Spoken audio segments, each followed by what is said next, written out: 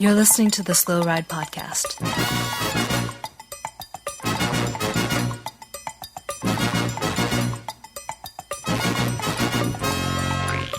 Bikes, advice, and rumors straight from the source. TheSlowRidePodcast.com and on Twitter at TheSlowRidePod.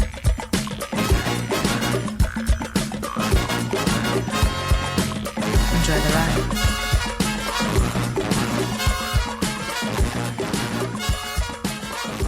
Hello and welcome to the 261st episode of the Slow Ride Podcast. This is Tim in humid Orlando, Florida.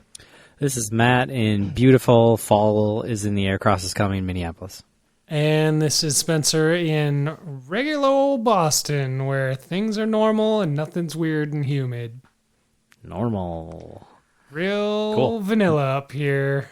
Super vanilla. So, we're guys, I'm going to turn on my camera. I want you to tell me what you see as soon as you see what I look like. okay. Oh. Did you cut yourself shaving or something? No. Now, took a puck to the face. Yeah, this is a straight up Zdeno Chara look that you have going on here, Tim. So I don't play hockey with a full face mask. I play with the eye shield Okay. because I just 'Cause don't you're like the full old face. But I'm wondering, like, should I go to like a full face helmet for hockey? So what do you guys think? Can I pull off the stitches? Do I look all right? I think it looks good. It looks tough. Cool. All right. That's what I was going for. I'm a tough guy, number one. So, did you guys have a good week in the world of biking? Yeah, pretty good. There were some downers. Pretty good. Yeah, definitely some downers. I had a pretty good day because on Saturday I went down to my dad's and I went into Tampa, or St. Pete, the superior city in the Bay Area. Ooh, throwing shade. All right. And, just a little to the bikery. I've talked a lot about the bikery, but I get a real smile on my face whenever I go to a bike shop that I really, really like. That's just like kind of one of those like top 10 bike shops across the country feeling. Like when you go in and you're just like, man, they've got a lot of cool stuff on the wall for me to look at. When I went in, there was a conversation about campy Delta brakes happening. Oh, there's always one of those. Come on. Like, Was it pro? That was cool. Pro or con? What was going on? It was mostly pro. It was all about like Whoa. the engineering of like the inside of the Delta brake and like the double pivots and about how great they were. And then like the theories and the articles that have been written about how that's why Shimano took over the Pro Peloton because of the poor stopping power of the Deltas. Cause basically you had to be a wizard to work on them. They either like worked really, really well or they worked really, really poorly. They work in reverse of how you want a brake to work. They get stronger the more you pull them, which is what you don't want. Yeah. Yeah. Okay. It's bonkers, but yeah. It was just cool to go into a store like this. So they have a big setup of a coffee shop and then they have all the bikes on the wall, like really cool, like picturesque vintage bikes. We'll get to that later in the podcast when we talk about vintage bikes. Oh, really? And overall, it was just really cool. So I dropped off the bikes. So the Moots is going to get a little touch up, right? Some new parts, but I'm going to take that Focus, the Rafa Focus, like J-POW, like at one time, the top end US cyclocross bike. Yeah. Mm-hmm. And I'm going to swap it over to some Campy. Ooh. Interesting. So, but I'm thinking Campy 11-speed rim brake because I think I can probably find that pretty cheap on eBay. Yeah, sure. Probably. No, it's campy. It'll never be cheap, ever. No matter what. But yeah, you can find it on eBay. Yeah, that's the trick. That's that's the problem with campy. You're like, you have that thought. You think, it's 4 or 5 years old. I'm going to snag it real quick on eBay. Oh, no. Why is it the same price? Why is everyone trying to sell the crank still for $700? Yeah. So I got a lot of, so you guys may expect some questions from me in the next couple of weeks because I might ask you like, oh, will this cramp set work and various other things. But I think I'm going to get back into maybe doing some a little bit more like gravel riding in the winter because I'm kind of in this like bike depression right now here in Florida because it's so damn hot. Okay. And the riding around Orlando, there's been some pretty, there's a fatality on one of the roads that I always ride on. So very depressing kind of time. Yeah. And so I'm ready for like the gravel, like to be as far away from cars as possible. Riding to start back up, but it's so hot. So might as well build the excuse now of having my bikes 2 hours away in St. Pete. So therefore I can't ride. Yeah. Solid excuse. Yeah. It's This one of the plan, better bike excuses. It's starting to become clear to me what you're doing. Yeah, like this is elaborate, even for you. So you've seen through, like, so you don't buy that it's just that I really like going to this shop. You like that I've built in an excuse of like, yeah, my bikes are kind of far away. I don't need to ride. I feel like maybe the KOMs were getting a little contentious on your weekend group rides, and maybe you weren't feeling it. Maybe the form's off. Maybe your Jiffy bag has not showed up yet, and you need to stall. The form is definitely off. That is without a doubt. But anyways, so if anyone's ever in St. Pete, you should go check out this shop. The depressing thing of going in that shop though, Spencer, little guy, was that they bought all of the Swift Cycle like tools and bins and all that.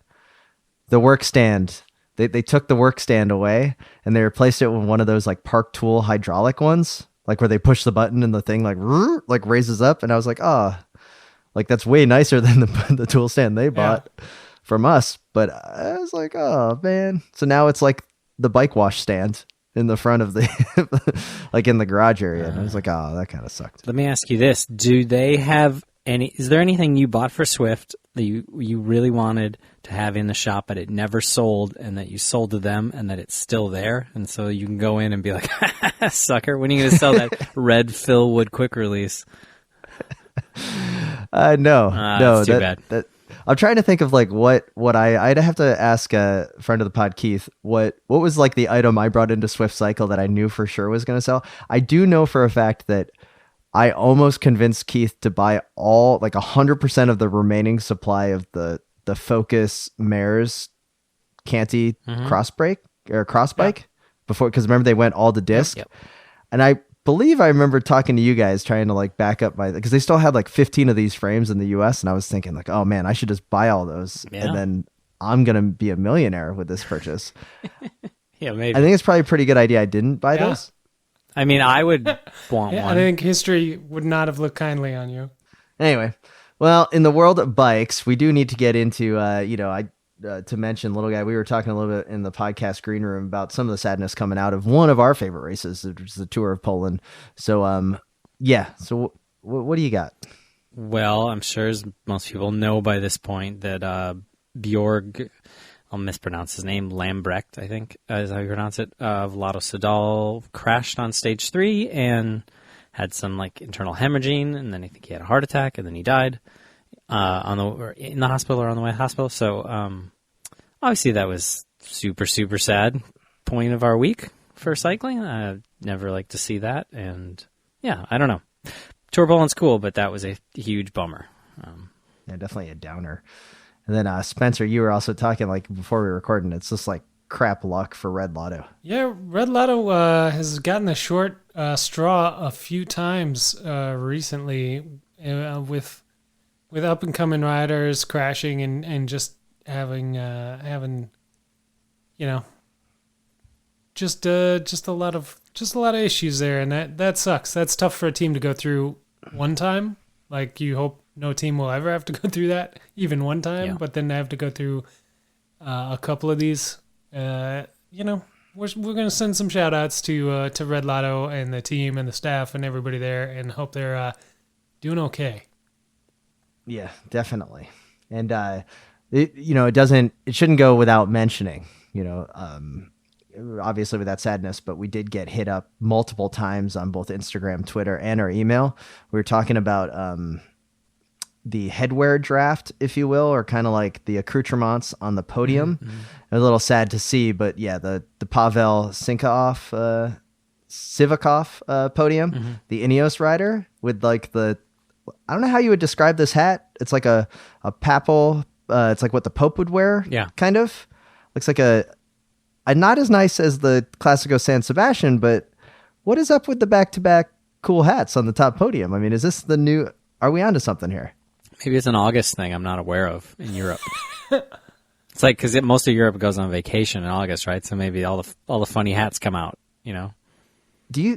Have we seen what the podium of the Tour of Norway looks like yet? Like, do they bust out the Santa Claus hat? I do not know. I'm gonna just assume they do.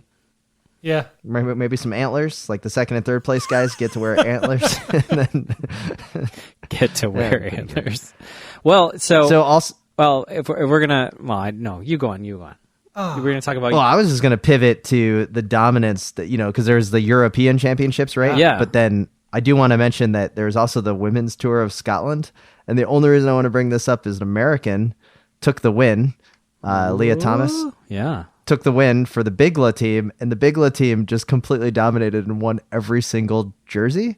And I'm starting to think, I don't know much about the Women's Tour of Scotland. But is this like when HealthNet would show up to the Nature Valley Grand Prix and just win everything, and then they were racing against kind of the local division, a little bit. So the local studs, and so Bigla was like, "We're not even going to the European Road Championships. We're going to go to Tour of Scotland." Yeah, that's basically what happened, Tim. Is a lot of the big hitters were maybe not there, but kudos to Bigla for showing up and participating, because it was a first-year event and the first big women's tour that's existed without any sort of men's race associated. You have the Giro, the women's Giro that happens, but there's a men's Giro and all that kind of stuff. But this is like a standalone thing. 3 stages, very cool. Right? Well, yeah, 3 stages were scheduled. 2 were done because 1 got canceled due to inclement weather. Thank you, Scotland. In Scotland. Yeah. Imagine that. But didn't Cecily Ludwig took the win too? So I don't know. She was, yeah. It would have been cool to see her at the European Championships, because she's arguably one of the 10 best women cyclists in the world right now. Right? For sure. She's always gets super solid results. But yeah, her and the team just went up there and just crushed it. I saw an interview with her post race, which are always fantastic. Look those up. I know Vox Women had a bunch of interviews up on their Twitter feed. But yeah, she was in the polka dots leader's jersey for a while. Emma White, U.S. rider and favorite, Emma White was in second place there in the GC for a while. Don't know how she actually finished out the final stage. I imagine she dropped. I think dropped well down. She got 10th overall. Okay. Is what I see. I knew it was going to be a tall order for her to stick with that, but doing really good there for a while. It was awesome to see, and then obviously the win. Hey, when all the big gun Europeans aren't there, Americans do pretty good. No, it's pretty awesome to see, for sure. Yeah. Mm-hmm. So then let's do that. Let's just roll over to the European Championships. Okay, yeah. The only thing I knew that these were even happening was because I got a text message from friend of the pod, Brendan Gavick in Atlanta, and it was just a picture of the men's time trial championship, right? And I don't even really know who was fully on it, but I know Remco, our boy, took the victory. Yeah. Mm-hmm. Crushed it. But what stuck out to me was, man, were his shorts really long. Like Team Sky does long? He have just the sky long? Yeah, almost to the knee, to awkward length. Mm-hmm. Other people this is at some point, guys, roll up the bands. Yeah. Right? This is. Well, he's short. I don't like people that wear Lycra shorts and it's right above the knee. Yeah. You gotta get the tan line a little bit higher up. So, well, shorts should never touch your knee. That's a rule. Right. But then they're no longer shorts. They're just long or short pants. Tim, what's the ideal length then? Where should bibs fall? Well, I think it, obviously it depends on each person, but I would say that they should be going at about, looking down at my tan lines, probably the 4-finger rule. Okay. Kind of like a good brandy pour. All right. I say it's just generally 2/3. 2/3 of the way. 2/3. Yeah, I'm doing this 4-finger. That seems just a little long. Yeah, that's Team Sky territory for me. I'm doing at least 7 fingers. I mean, come on, guys. They were too short. You should look it up. Look up the podium. Right. I'll send it over. I'll put it up on the Slow Ride Pod Instagram. I think lots of people are going to agree that they're a little too long. Now, I think 4 fingers is a good base. I think he's probably he's very short, and I think it's the team, whoever supplies their kit, they use the standard shorts, and he's just that much shorter. He did have the Danish guy, Kasper Asgreen, next to him, who we know, therefore, is really, really tall. Yeah. That, maybe that, kind of countered it a little bit, but I was just a little long. So, anyway. What happened on the road or on the women's side? Anything else? I don't know the women's side. I do know that on the road, Viviani won from a break with Lampart, his other teammate. So it was a quick step trouncing. And you'll like this, Timmy. No hat for Viviani, but there is a picture out there of Viviani sitting on kind of a sled on top of 4 wheels of cheese, holding some flowers with some girls with funny Danish hats behind him. I should say women, not girls. And there's 2 guys holding the sled, and they have blue and green hats on. It's a lot of hats. It's a lot of stuff, but Viviani doesn't have a hat. So search that one out, and you don't see that every day, sitting on a sled with cheese. No, you don't. Certainly not. No, you don't. It looks like on the women's side, it was Ilse Plumers of Netherlands taking the victory. Ooh, home victory. Nice. So were there any surprises here in this race for you guys? Because I gotta say, Amy Viviani Peters. winning something was kind of a surprise for me. I apologize. That was the junior women's. Yeah, It was Amy- Ellen Van Dyke. My bad. I was not surprised that Viviani won at all. Really? Dude's a machine. Yeah, I like when he wins from the break. I think that he should give up this sprint train crap. And because he did this. Guys, we're burying the lead here. Lisa Klein got second place in the women's race. Is that true? Whoa. I feel like. Yeah. Wait. Yeah, that's true. All right. Whoa. Well, in the time trial. But Yeah, in the anyway, time trial. it was close. She got third in the road race. I know. Sorry. All right. But still. Okay. Anyways, back to Viviani from the break. How exciting was that? I was more stoked on Lisa Klein, fan favorite Lisa Klein, of the podcast. obviously best all around, getting the Slow Ride podcast European winners jersey locked up there. Yeah. For sure. And Spencer, if you could go ahead and fix that in post. Yeah, I'll take care of that for you for sure. And the Slow Ride podcast European leaders jersey for the next year for the men's race, obviously going to be Rui Oliveira, who took 16th place in the race. Looks like from UAE Emirates. So let's see if they do something special for his kit next year. Look, were you? So, do we know what takes precedence? Is it the national champions or the continental? I would think the Continental would take precedent, but I don't know. So we may not be seeing an ugly Italian national tricolor at the next year's Giro. The Continental takes precedent over the national. Okay. Yeah. Awesome. Thank you. Yeah. Well, dudes, I think overall it's been a pretty sweet week of pro cycling, mostly because there hasn't been too much going on outside of Tour of Poland and the Continental Championships. But that also means that we're in that doldrums of the Vuelta, which we're going to talk about. Doldrums. Every year starts throwing shade. You start throwing shade. Maybe 2 weeks long. Earlier every year. I'm excited about the Volta. I'm pumped. No, I'm like going in tour. I'm in Grand Tour withdrawal right now. I need some Are you? Volta. Yeah. I miss coming, just coming home every day and having a stage just queued up in my player, ready for me. I'm like, why don't I have a mountain stage to watch? Give me, Really? give me. Are you like, what's the build up to the Vuelta? Is it going to be that Tour of Norway? I mean, we're still 3 weeks out from the Vuelta? No, we're 2 weeks. It's 24th. It starts on 24th. 24th. Why should we be excited, little guy? Like, who's going to be is it Chris Froome back? No. Why should I care? No, Chris Froome probably still can't barely move one of his legs. You're going to have your boy Nairo there. You're going to have Superman Lopez. You're going to have everybody that's screwed up their season so far. The Volta is the best because it's got desperation. Yep. You've got people transferring teams that should be good that don't care because they're not getting paid as much as they want to get paid until next year. Yeah. It is weird that these teams know these guys are leaving and they still bring why is Nairo seriously at the Vuelta? It's so weird. It's like why would you care to work for him when you're he's you leaving? have Nairo there with his boy Winner, right? And then you have Landa not there because he's going to Bahrain. And he should be tired. Then you had the whole Movistar drama between who was winning what stages. Valverde attacking Landa at the end of the second to last stage. I mean, it's a little crazy. Valverde's going to be at the Vuelta too, I think, man. I know. It's going to look awesome. I mean, this could be his year again.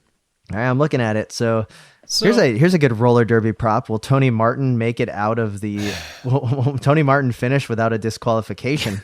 Yeah. For the see, Yellow Lotto team. That was a good segue because I was just going to say do you guys think what I'm feeling right now to be true? That the Vuelta is now Yellow Lotto's Grand Tour de lose? Like, they pretty much have to take this one. Well, what has Roglic been doing? I haven't seen him in anything since the Giro. So is he ready, or is he just going to show up and just... I don't know. Or are they going to have another GC guy that we don't even know about just come out of nowhere and just ride really well? Sepp Kuss. I feel like they're either going to be really good there, or they're going to be completely anonymous. Like, you're going to see that it's finally the fact that they've been such a strong team for 2 Grand Tours. They're just going to show up and have nothing. So just looking at the preliminary start list here, TJ's on it for Education First. Yeah. We also have Cavendish possibly back with my boy Luis Mentis. Oh my God. Remember him? Yeah. Team Dimension Data. He's still riding? He hasn't retired yet? Apparently. Does he still think he's a GC rider? What happened to him, Tim? Your curse is strong with him. Who was the other guy that was on Sky for a while that left Team NetApp? I was really into. Oh, Leopold Koenig. Yeah, what happened to that guy? Ruined Koenig's career. I think he's on Bora, isn't he? God, I don't know where. Last time I heard anything about him, he was, but he had some leg problems after right as you started to champion his success at the tour. He suddenly got a knee injury, and it dogged him for years. Little guy, put your money where your mouth is. Is there going to be a French Grand Tour winner at the Vuelta? No. You don't think Jenny of AG2R is going to have a chance? No, I do not. All right. Well, there you go. So, little guy, who's going to win the Vuelta if you have to say this far out? No idea. That's why I'm excited. That's why I'm pumped, because we don't even know all the guys who are going. Like, currently teams are calling all their GC guys and going, do you want to do this? Or I'm going to say this right. Astana's going to win. One of the Izagir brothers is going to look pretty good. Yeah, I think it's... I bet here's Fuslang, I think... Astana's going to... Here's two things. There was a Cycling Tips article that was about Port Everesting, right? On the Madone. On the Madone climb, right? And it's about how he goes out and he's doing the Everesting thing with Cameron Wurst or somebody. Is this a thing? That's a thing that people do, but I guess it's a thing that I just heard about this. It's a thing. So I read that article the other day, and one, I was like, all right, so Port's doing the Volta. He's going to take it. He's going to try to do the Volta. That's my guess. 2, they say in that article that, they had a little company for a little while. A couple guys were out doing efforts. It was Fugelsang and Iran. And I was like, all right, so those guys are doing the Volta. Like, I haven't heard anything, but I was like, just from this article. So I was like, all right, well, they must be going good. They're out there doing their testing their time on that famous climb. So those 3, let's say Port, Iran, and Fugelsang are all going to be like there, and then they'll be like, remember when we were out training together? All That's right. my guess. You heard it here first. That's where things start. Spencer, professional cycling. Anything else you want to get to before we get into this pre-line? No, I think we're pretty good. Although I will have to inform you, sadly, that people do that Everesting on Zwift as well. Oh, really? Like that so? Is the idea like, that in one day you climb as much as yeah. Everest? That's like 29,000 feet. Yeah, that's a lot of overpasses. It's can you imagine you should find the article on Cycling Tips. It's good about them Port doing it because it took them all day, and it's not like we throw a lot of shade Richie Port's way, but it's not like Richie Port's a slow guy. Yeah. So if it takes Richie Port like 14 hours, and they have like a list of all the just amazing amounts of food they ate, and like people showed up with pizzas for him and stuff. So if you were doing that on Zwift, I just don't. I mean, why would you do that with your life? You only got one life to live, man. You must believe in reincarnation if you're wasting your time Everesting on Zwift. I mean, there's busy dads out there. There's folks that got things to do. I mean, I think that's why you have that stand-up desk. You can ride your bike while you're working, little guy. You can make your trades while you're working, man. You're just like, ooh, buy, sell, short, and then you switch gears. Short now. That's so depressing to me that somebody would spend like 20 hours on their Zwift. Little guy, if you were a stock man, if I was a stock man, would you buy, sell, or short Richie Port? Like in general or for the Volta? For the Vuelta. For the Vuelta. I'm going to buy for the Volta. I think he was a little undercooked at the Tour. I think he's actually going to... If he doesn't fall down, I think the Volta's going to be good. Spencer, you buying the Richie Port game? I'm going to go in on Port. I will buy, but I am not going to buy heavy. I'm just going to test the waters a little bit here. All right. Buy, sell, or short, Mark Cavendish winning a stage at the Vuelta. Sell. Man, I think he's got something to prove. I might buy on this one. It's kind of a long shot, and I'm not feeling it truly in my heart, but sometimes you got to go with what the data says and not what your heart says. So I'm going to buy on this one. Yeah. If we were just buying, I would buy Cavendish on just being like a class act and being like a classy dude on Twitter. I'd buy that. Yeah. But I'm going to sell on the ride. Every time I see things on Twitter, he's just like... changed so much. He's matured. He has matured. He's the class act, yeah. Okay. Of the 4 Vuelta wildcard teams, we have Burgos, BH, the Ascati Basque Country team, which has Benat on it. We also have Cofidis and the famous Caja Rural team. Mm-hmm. Buy, sell, or short, one of them winning a stage. Oh, I thought you were going to do buy, sell, or short, one of them making the podium and then being popped 3 months later, because that's the way you do it at the Volta. I'm going to buy. One of them will win a stage. I'm definitely going to buy on that one for sure. Just because Darwin Adapumo is on the team? Just because Cofidis need to win and Caja Rural do not mess around at the Volta. They're there to win some stages. Now, if you did... make the bet little guy suggested with which one of these I would short them doing it clean. yeah. Like they're if it was within a year, this is a long term. This is a play. 2007, I would totally buy that one of them would get third on GC and get popped. I mean, 100%. It was like every year there for 10 years. It was like some dude would come out of nowhere. Yeah, I would go all in on Caja Rural being that team that had that happen to them. So. What do you guys buy, sell, or short that Vasconcelier never once looked at their riders' biological passport profiles before they signed them?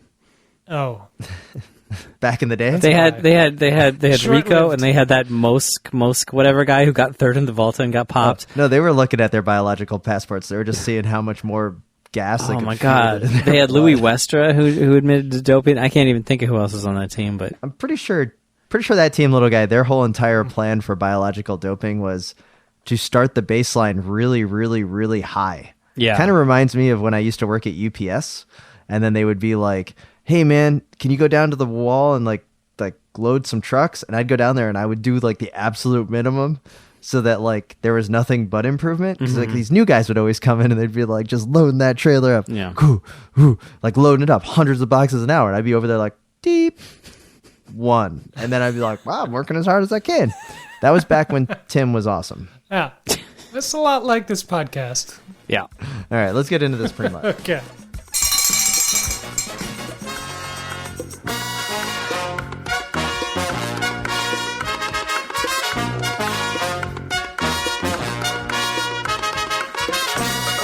Hi, I'm Hugh Carthy from Education First Pro Cycling, and I don't listen to the Slow Ride podcast. Once again, we'd like to thank all of the listeners and supporters of the Wide Angle Podium Network. Head on over to wideanglepodium.com to find out more, where you can choose where you would like to send your support. If you'd like to do so, you can also find links to games such as Roller Derby and some of our friendly podcasts. And once again, guys, I listened to it for the second time. The Mitch Docker interview is fine Tuft. Yeah. Oh, it's good. So good. It's so good. Like they talk about they're sitting out on a meadow, drinking some wine, probably eating some cheese. And Swain is just talking about how he got into riding, kind of the heavy bikes that he was and it was all these stories that we knew about through secondhand storytelling and whatnot. Absolutely wonderful. This is his final season for Rally UHC racing.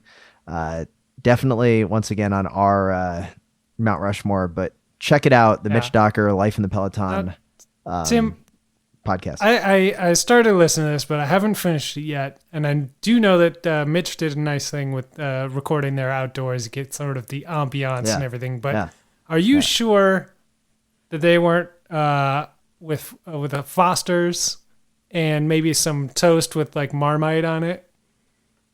Foster's and Marmite. Yeah, there might be some Foster's and Marmite, and then I think Swen actually like pulled out some poutine. It was just a great country dish they were just sharing together. Yeah, just learn a little bit about each other's cultures. By the way, I tried Marmite once, or Vegemite, or whatever it is. It's disgusting. I don't get it. Pretty bad. Don't get it. Yeah. But anyways, check that out. Like I mentioned, head on over to wideanglepodium.com. When you're there at wideanglepodium.com, you see the link on the right side to Grimpeur Brothers, another long-term sponsor of the Wide Angle Podium Network. Yes. We produce 2 different types of coffee with them, both the full Schleck blend and then also the Hello Cyclocross Friends. So head on over to wideanglepodium.com/coffee if you'd like to find out more, but Grimpeur Brothers will get you up and running. Yeah, and lastly, we are brought to you this week by Health IQ, a longtime sponsor of the Wide Angle Podium Network and all the various shows on it. So we would really appreciate it if you go check out healthiq.com/WAP. They are a life insurance company that celebrates the health conscious, which includes cyclists. And anyway, learn a little bit more about what they've got going on, get a free quote, figure out why life insurance is important for you to have. You don't need to believe me. You can believe the experts over at healthiq.com/WAP. Awesome. Yeah. Spencer, let's get back to the show.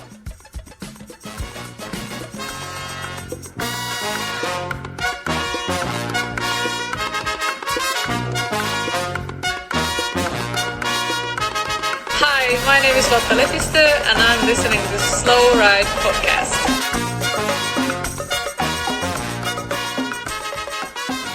All right, guys, we got a great review over on Apple Podcasts. Oh, We would be doing a disservice if we did not. I haven't seen this. This is exciting. I don't know what's coming. Never bothered to rate a podcast before 5 stars. It's pretty good. Okay. By Jeff Mio. First of all, I'm here specifically for the mispronunciations. Let's be honest. All those other podcasts probably aren't saying those names correctly either. At least Tim keeps it interesting. Secondly, this podcast makes me laugh out loud on the regular, which is why I'm always looking for new episodes. Tim's 500-point Primoz Roglic Giro wager was an instant classic. Hashtag never forget. These guys always deliver the hottest and sometimes hot garbage takes that keep me coming back for more.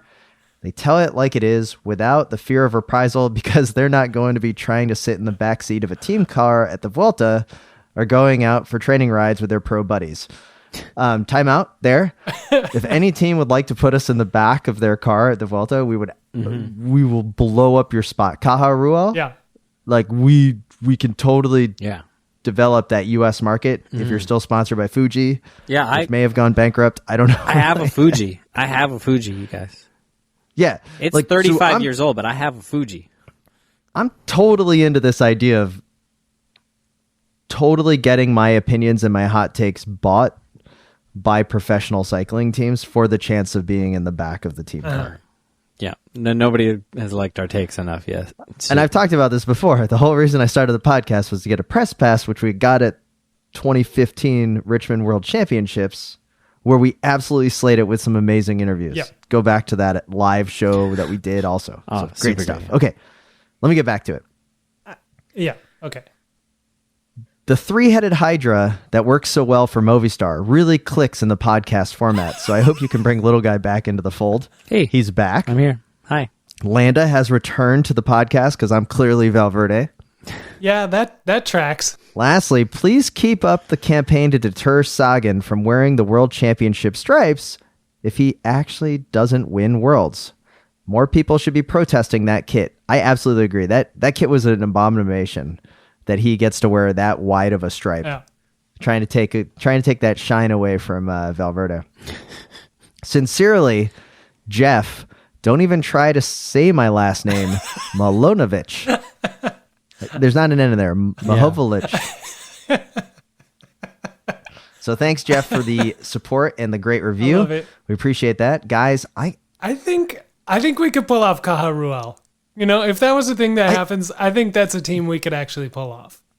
Like their English translation is probably not good enough that they wouldn't exactly realize what they were getting into until it was too late.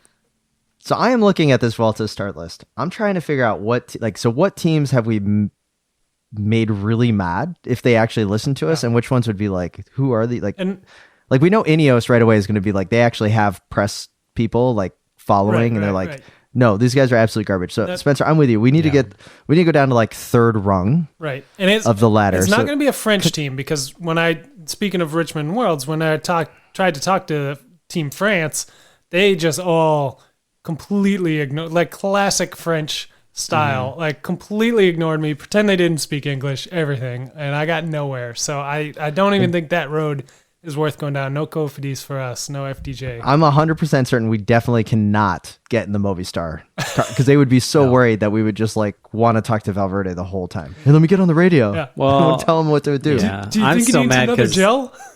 Yeah, Amador pretended he didn't speak English when I tried to talk to him.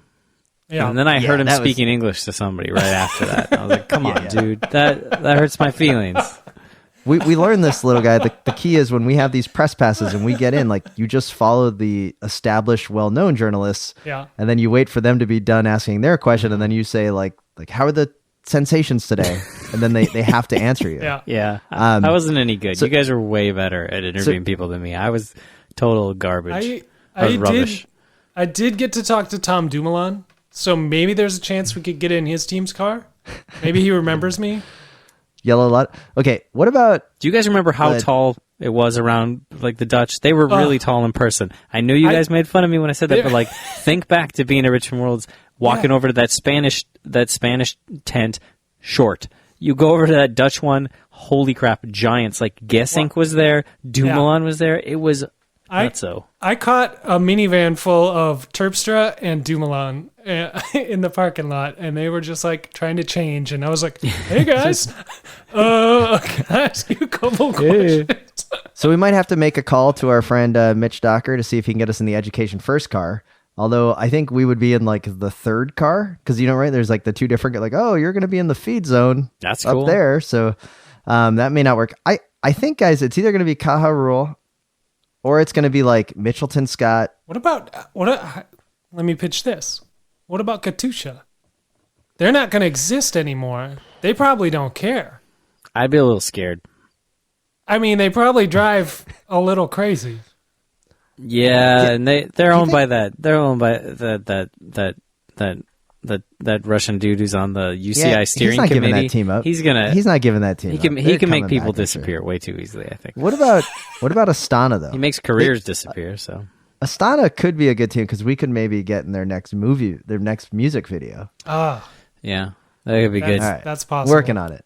If you happen to work for a pro team, or you have a direct contact for a pro team, and you want to get us in the team car, our opinions are totally for sale. If you want your team to be the new favorite of the Slow Ride podcast, I will totally exchange that for a seat in the car for like 2 stage, not like a time trial stage. Yeah, I'm talking real. mountain stage. If we get in the EF car ever, I don't want to be in the car with Charlie Weglius, because if you watch those EF Gone Racing videos, he's super stressed the whole time. It's like he's working. It's like it's his job. I want to be in the second car where probably Finney leaves his iPod, so there's some sick jams in there. And it's like, it's super chill. Yeah. Finney always is going back and be like, hey, you guys put this on. So it comes through the earpiece. And they're like, cool. I want to be in that car. I know we could never get in the FDJ car, but I kind of want to see Mark Mattiat in person really up close. Yeah. With the yelling. Like on a mountain stage. Like, anyways, that'd be a lot of fun. So, dreams. Little guy. Me. I was floating around the old Instagram the other day. Okay. And someone had tagged the Slow Ride Pod Instagram account for a Klein attitude that was totally like gator fade, like beautiful matching Mission Control stem. And the body of the message said, this bike is going to be at Theo Worth, which is the downtown Minneapolis bike trails, for vintage night. I didn't see it. And the guy that posted it said, oh, don't worry, little guy is going to be there. So little guy, you went to vintage mountain bike night, and tell us the little story of what happened when you got to vintage mountain bike night. I need to know this. Yeah. Well, So there's a standard Wednesday night races basically all summer out here. I did one in June. I went to this last Wednesday. I did not know it was vintage mountain bike night. I just knew it was a mountain bike night. So I rolled up. I signed up. Right before I rolled up to the line, I saw a dude roll up on an MB1, and I was like, sick, nice. and I kind of felt like, I wish I was riding a cooler bike. So I was on my Orbea Oise or whatever it is. Which is kind of vintage at this point. It's got rim brakes. It's more than 10 years old, but it is the newest mountain bike, and it's full suspension. And for me, it's very weird, and it's weird. It's high tech vintage at this point.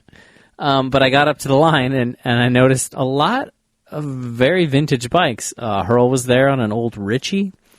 Nice. I don't know. Gino was there with his sis, right?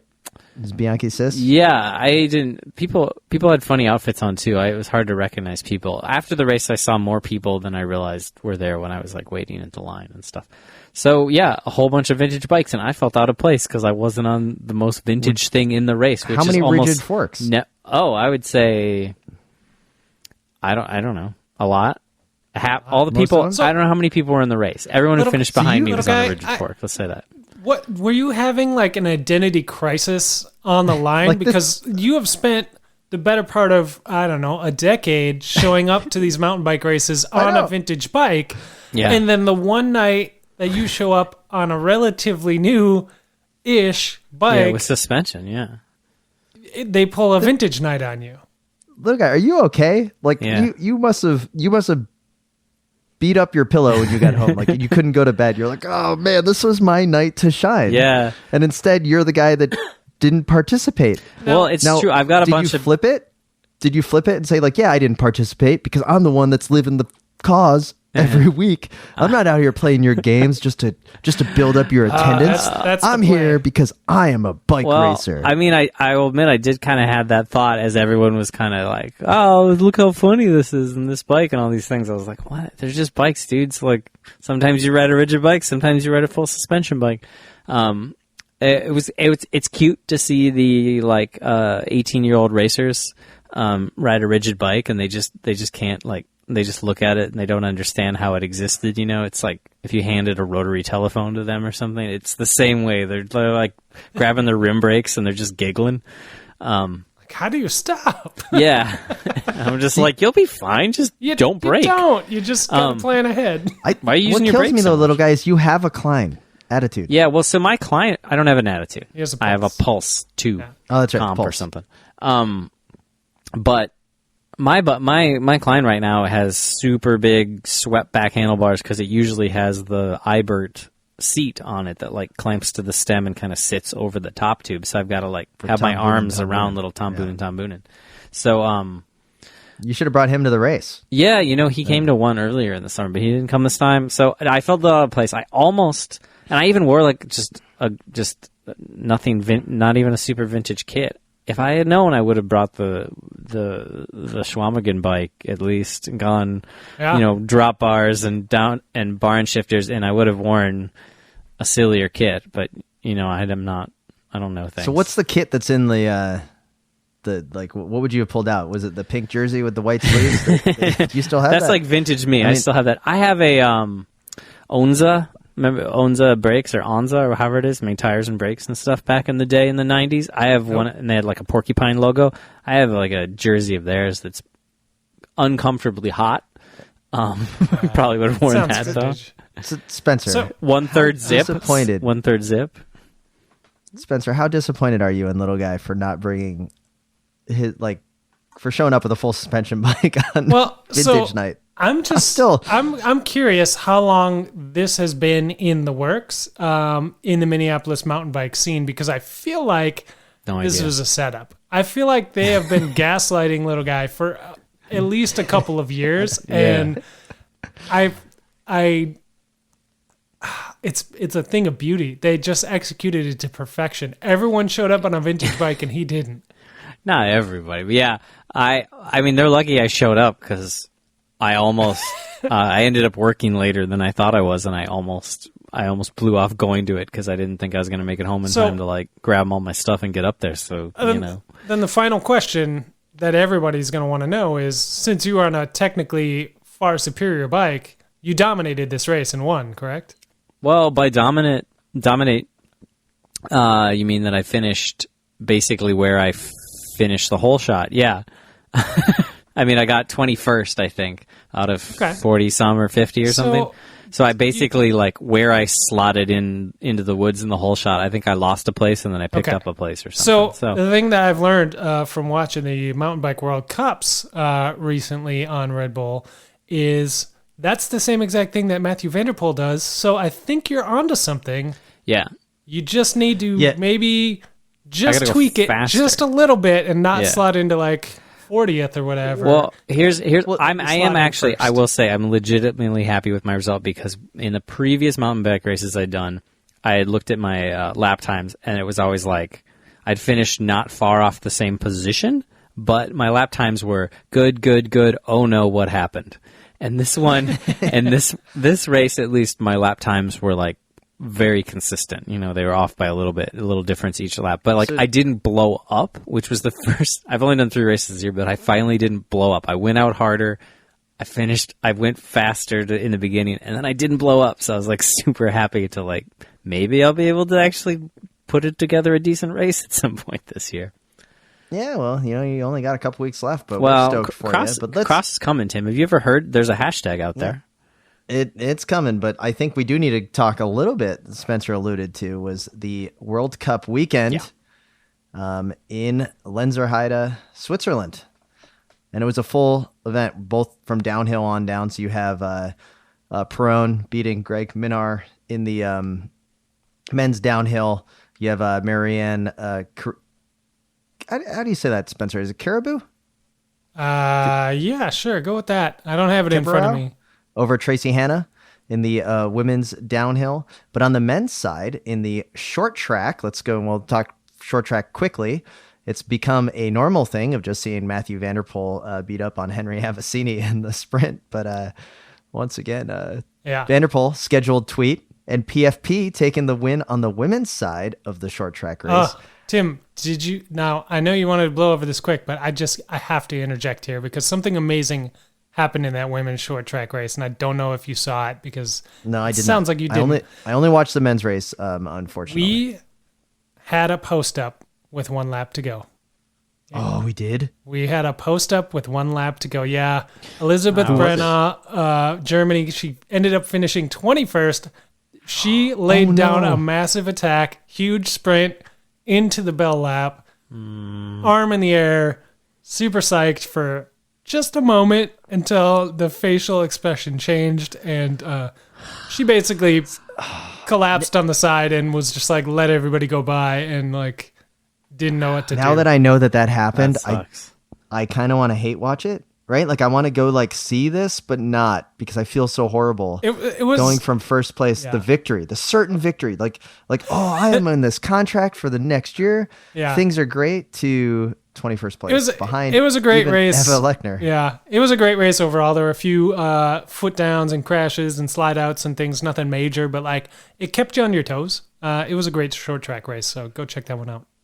And on the women's side of the Olympic distance, it was Jenny Risvold taking the victory. Huge victory. On the men's side, would it pain me to say? Drum roll? Are you shocked with the fact that Nino Schurter did not win, and it was Matthew Vanderpool winning by a cool 25 seconds? Gentlemen, I must ask you now, is Nino Schurter just bagging it for the Olympics? Is he just sitting here going like, I'm going to give a false sense of hope to MVDP that he is going to win the gold medal, or is it a foregone conclusion, except for, you know, a horrible case of the flats, that the only Matthew way Vanderpool is going to be the gold medal champion? The only way to know this for sure is to get somebody to hack into his cell phone records and see if he has been having some long late night phone calls with Wout van Aert. To see how to process his emotions, right? Like, because that's the only thing that's going to tell us for sure what's going on with Nino. Vanderpool just cleaned up. I mean, here's a question. So when he wins the gold medal at the Olympics, and he shows up the next year to the Tour de France to win the green jersey. Yeah. When you're a gold medal winner, do you get like gold stripes on your arms for the year? Like when you're in the non-discipline? 'Cause I've never seen like GVA go to mountain bike side, so I don't know like what the crossover here is. I don't know. I mean, yeah, like Bettini and those guys would always do like a gold helmet or gold shoes, Gold helmet, or some then they accoutrement. we But didn't. Who's the one that had the diamond in their laser helmet? Was that Boonen? oh yeah, Boonen. Yeah, So, I like- think you get to have a little touch of it on there somewhere. So where would you put it? The sleeve? Is he gonna? I mean, a Corridon Circus. I mean, this is. Oh, you You got to start planning this now. What is Vanderpool? How is Vanderpool going to commemorate his gold medal win? I go on the road. I say bike paint job, full gold. Yeah. The problem is he's gonna be like NASCAR in terms of national championships and world championships, you know, because he'll have like rainbow bands, he'll have the gold, he'll have the Dutch national championship kit, he'll also have the Road World Championship. Yeah, Road kit World after this year. European champion. So like all his kits will have to have different. They'll have to have for every. Like he'll have to have different drawers in the camper van, so he knows. You know, like make sure they put them in there. I'm doing cross tomorrow, so I've got to have world champion with the Dutch band on the sleeve and the Euro champion on the other like, sleeve. everything like he needs a full time, like almost like not a soigneur really. He needs just like a personal shopper, Just a wardrobe that knows, like, manager. where everything Yeah. is. Yeah, and just to keep them all straight, because you don't want to show up to a TT that you're just the national champion in, and you haven't won the World Time Trial Championship yet, and you've got the little rainbow band on. That's super embarrassing. Right. You're like, And oh, then- I'm sorry, guys, I'm only world champion in multiple other disciplines. My bad. Yeah. So with Vanderpool winning this all these mountain bike races, right? He's just boosting the Netherlands take for how many team members there are going to be in the Olympics. So right, because I think you get up to 3 if you're like the top team in mountain biking. Right.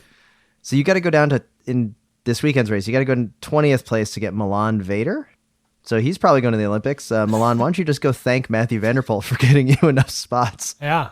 And then I think you got to go to the second page to find the next Dutch rider on mountain bikes, and that's Eric Groen, who finished in 69th place Nice. on Damn. Sunday's race. So yeah, there you go, Matthew Vanderpool doing. I'm surprised David Vanderpool isn't starting to ride mountain bikes, because this could be how he goes to the Olympics.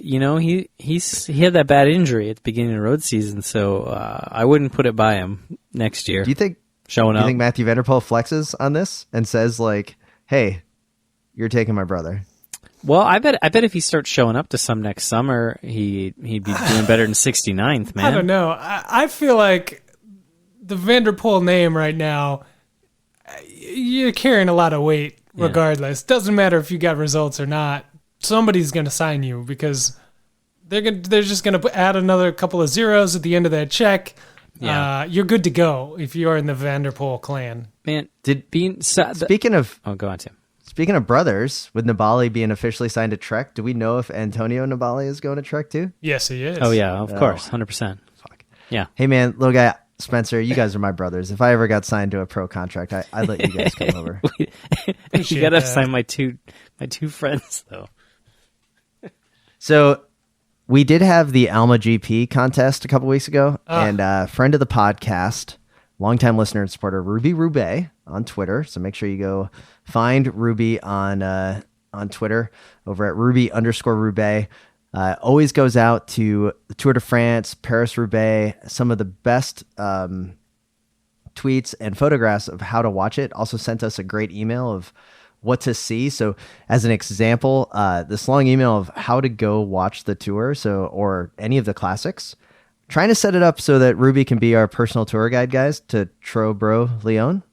But I don't know if I want to go see Paris-Roubaix after reading Ruby's reports of how to watch it. Interesting. So I was originally thinking that Ruby knew like kind of where all the zigzagging roads were, and you could like go see like multiple sections. It's like if you want to go see Forest Ehrenberg, you got to get there like 4 hours before the race is there. You know, like I'm like, okay, I kind of want to go see like the cobbles that don't really matter and see it multiple times, and just get on the moped and go to the next section. Right. But He also mentions that the best way to see the tour isn't to do the camper van.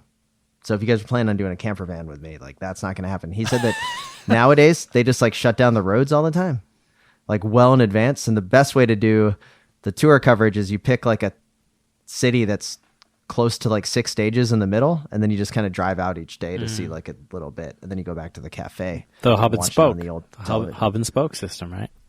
So, yeah, the old hub and spoke. Exactly. So, Ruby was our winner for the Alma GP contest, that cyclocross race in the middle of the Hand of Michigan. And he was stoked and honored to be the 16th place Alma GP winner. Unfortunately, following some unspecified and harmless shenanigans in 1999 that resulted in a brief stay in the Santa Barbara County Jail, a missed court appearance, and a subsequent bench warrant, I will be unable to attend what I'm surely will be an awesome Alma GP. In fact, I think it would be unlikely I will be able to attend any U.S.-based event for the foreseeable future without a risk of internment. If possible, I would like to donate my prize to a worthy winner of your choosing, but please thank Avalon Pontoons and Mr. Alma GP for their generous offer and assure them that I will be there in spirit, if not in body. Also, screw you, Santa Barbara County Sheriff's Office. Oh man! I stick it to the man. Oh, it's I absolutely love this. Good, such a good commencement speech for that prize. Yeah. Like the old... So I guess that means that Ruby's not going to be coming to the big Wide Angle Podium party that we're going to have at the Trek World Cup in Waterloo. But maybe we'll have like, we're brainstorming some great ideas here. Little Guy's like been throwing a lot of things together. We're going to have like a little studio space, do some real interviews. We're going to have a whole setup so people can stop by and give us high fives. There's a secret bar I've heard about in the back, but can't talk too much about it. So you're going to be able to come back there. Maybe, give me a cheers. Let's have a drink on the house, if you will. I am absolutely stoked for the Trek World Cup, and all those events and seeing people out there. Me too. Yeah, it's coming up. We got plans. Cross is coming. Yeah. It's going to be absolutely amazing. Now is crunch time. Now is the time you make the plans to get out there. So we'd like to see you out there. Yeah. Now is when you drive your bike 2 hours away from you so it can get tuned up, but you certainly won't be able to ride it and get it in that cross form. Dude, I'm just saying my bikes are going to be mint condition and my body is going to be so recovered by the time I get back on these bikes. I will guarantee you that my bikes will be in worse condition, but I'll physically be in better condition. I mean, I understand that there are bike shops really close by to me here in Orlando. Yeah. But I was on my way to my dad's, and then I finally just justified. I was like, it's only like an extra 45 minutes if I go to St. Pete. Go see Taylor, go hang out, drop off the bike. They talked about Delta brakes. It's really cool. No, I would drive 45 minutes to talk about Delta brakes. I mean, hit me up. I don't know. Somebody. We all have shops that we really like to go to. I think about some of the shops in Minneapolis, right? They got like the one-on-ones, the Angry Catfishes, behind bars that you're just like, these are cool stores that I really want to go into. Yeah. So that's what I'm thinking. Anyway, that's it for me here in Orlando. Would you guys have anything else you want to add? No, I don't think we so. Crushed it. I think that's the week. Right. I just think we're just holding our breath till the Vuelta starts, man. Well, with that, we hope that you all are enjoying your Everest quest, especially on Zwift. We'd like to thank all of our listeners and supporters of the Wide Angle Podium Network. Head on over to wideanglepodium.com to find out more. Head on over to our friends at rollerderby.com, ROULEUR derby.com to get ready for the Vuelta. We would also like to thank Health IQ for their continued support. Go head over to healthiq.com/WAP to find out more. And Grimpeur Brothers for their continued support with 2 great coffee blends at wideanglepodium.com/coffee. And with that, this is Tim in Orlando, Florida. This is Matt in Minneapolis. And this is Spencer in Boston, reminding you to always wave at all your fellow cyclists that you see out on the road. The Slow Ride Podcast. Bikes, advice, and rumors straight from the source. TheSlowRidePodcast.com and on Twitter at TheSlowRidePod.